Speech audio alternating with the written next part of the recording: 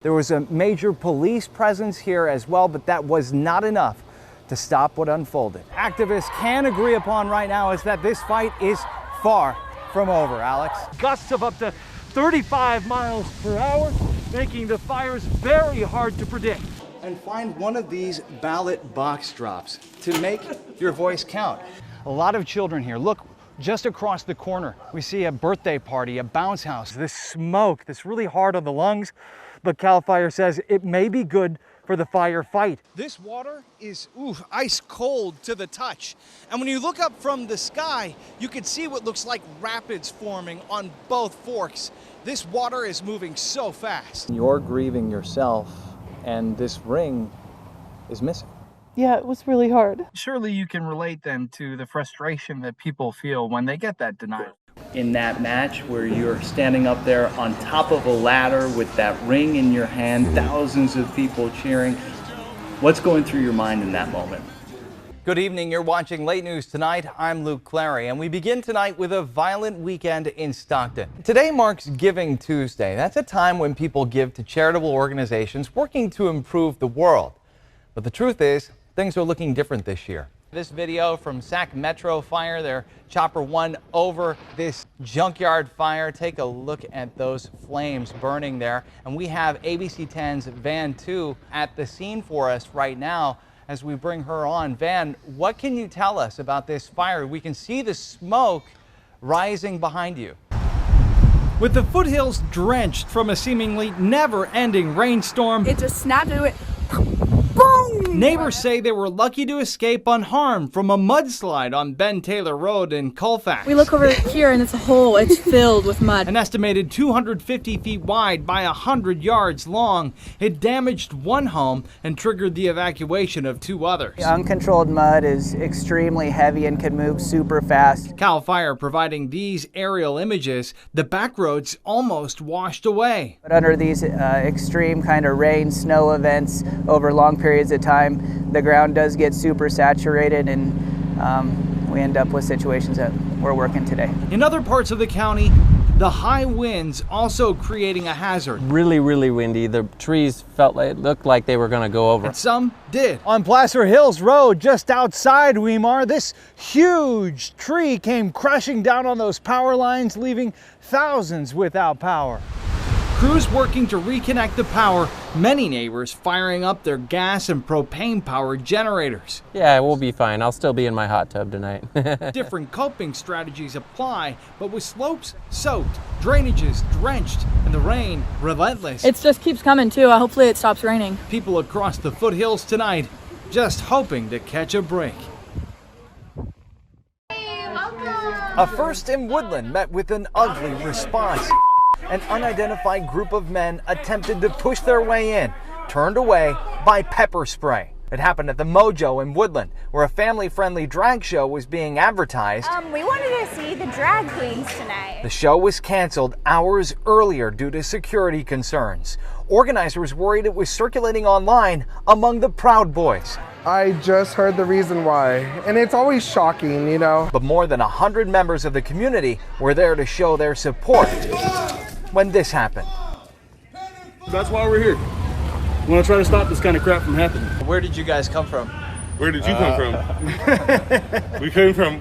I came from heaven. Yeah, God sent us here. Yep. Do you guys live in this area? The men wouldn't tell us what group, if any, they were affiliated with. Go home! Neighbors say they don't belong. I don't want them here. They don't live here. Like Valerie Robinson. She doesn't buy their rhetoric about the children. They're screaming profanity and there are children on the street. So children was not their point. It was a pretty chaotic scene. There was a lot of people here, a lot of yelling, screaming. Woodland police say they did not make any arrests. What we were doing was providing a perimeter and scene security while we waited for more police officers to come. As their investigation moves forward, I'm sorry that it's happening everywhere. Neighbors say this ugly scene doesn't represent their town. And Chris, right now police say that they're going through the evidence to see if there's enough to press charges against any of those men who they still don't know who they are, where they're from, who they might be affiliated with. They're asking for any potential witnesses to share photos or any videos that they may have of the scene, the ugly scene that played out here. Chris? Good, one more. Come on, Gabs. Success Try to put your hands between the lines. in the world of competitive cheerleading is found in the grind. Good, one more. More than a sport, it's a passion. It's family and a way of life. I don't know where I would be if I didn't decide to do cheer. Soft-spoken Gabby Bertelson lets her tumbling do the talking. She's just definitely one of those athletes that wants to be here, wants to progress. Joining Matt Alvarado's NorCal Elite Gym 3 years ago. She loved it. She was hooked. And from there, we're not looking back. Her mom says at 13 years old, she's entering her prime. If something bad happens in the day and I come here, I just forget about it. It all goes away. And this is where I'm happy. When NorCal Elite went to the Varsity All-Star Summit Championship in Orlando this May, there was a fire about them. They were ready to leave it all on the mats. In a competition Coach calls the Super Bowl of cheerleading. I look back and I still get goosebumps every time I think about that award ceremony. It's unreal. After we got off the floor, we were just all crying because that was the best we had ever done. Gabby helped her team bring home the championship. To watch her, you might never know the pain that's now behind her. Your spine curves, and since it has nowhere to go, it just pushes outward and then deforms the rest of your body. Hurts. A severe case of scoliosis. She was diagnosed as a child, and last year it was getting worse, putting cheer on hold. No matter which doctor we talked to, the outcome was still the same. Her scoliosis is progressing really quickly, and you have to do something. Before the summit was in play, a visit to Shriners Children's Hospital. I go by Dr. Rowe. And Dr. Rolando Roberto. Oh, wow. It's like an NFL championship ring. Now seeing her ring for the first time since performing a revolutionary scoliosis surgery in February. It's called vertebral body tethering. And we allow the spine to still move, and as the spine grows, it grows itself straighter. So it's very innovative. The big benefit is because the incisions are small, patients bounce back from surgery very quickly. She bounced back all right, back on the mat in a matter of 5 weeks. I don't think that me 1 year ago would be able to believe it. And I just feel so blessed that I was able to get the surgery that I got. And I'm so thankful for Shriners. It's kind of insane to me to think she got the surgery done and was able to compete with really no restrictions. And I honestly did not think that was physically possible. Every step of the way, I just beam and smile. Already a champion at 13. That's great. I'm so proud of you. And Gabby's story is just beginning.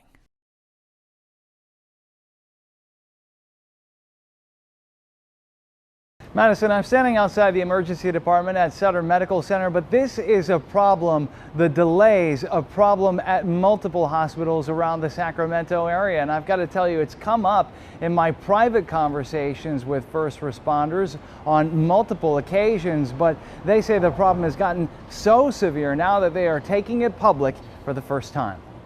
It's a problem that's been occurring for 10 years. We're just now at an unsustainable level. Sutter, Mercy, UC Davis. At emergency departments across Sacramento, ambulances crowd outside, patients waiting for a bed. If you zoom in, you're going to see 1, 2, 3, 4, 5, 6, 7. There's at least 8 ambulances sitting there right now waiting to offload patients into the emergency department. Keith Wade with the Sacramento Fire Department says his crews are spending hours of their day on wall time. And then they essentially have to just stand there and wait, sometimes 8 hours for a bed to transfer their patient. In the meanwhile, patient care is suffering out in the field. With so many resources stuck on the wall, there are fewer ambulances to respond to 911 calls. Patients, too, waiting for hours for the hospital to let them in. What's their plan? What plan do you have moving forward? There's always been a plan. Unfortunately, it's very difficult to affect that plan. Kevin Smothers, chief medical executive at Sutter, says hospital emergency departments are in crisis. Huge demand coupled with staffing shortages. It's really been exacerbated over the last several weeks to months from that standpoint. We know it's been a problem in the past, but not to this extent. He says hospitals have discussed bringing in more paramedics or sending ambulances to urgent care or walk-in clinics to ease the backlog. But he says it's more than hospitals and fire departments can do alone. So we need help politically in order to get the resources to provide those services within the community. But with a new wave of COVID, first responders fear the situation will get worse before it gets better. We hope something can get fixed. We're going to continue going out the door and running these calls. It's just a big, frustrating problem for everyone involved. After 16 long seasons, the Sacramento Kings playoff drought comes to an end in convincing fashion. The victory beam shining over the Golden One Center, playoffs clinched. This is very dramatic and very Kings fashion to be waiting until today. From this couple with the Reggie Theus jersey from the 1980s. The throwback swingman jersey back in the day.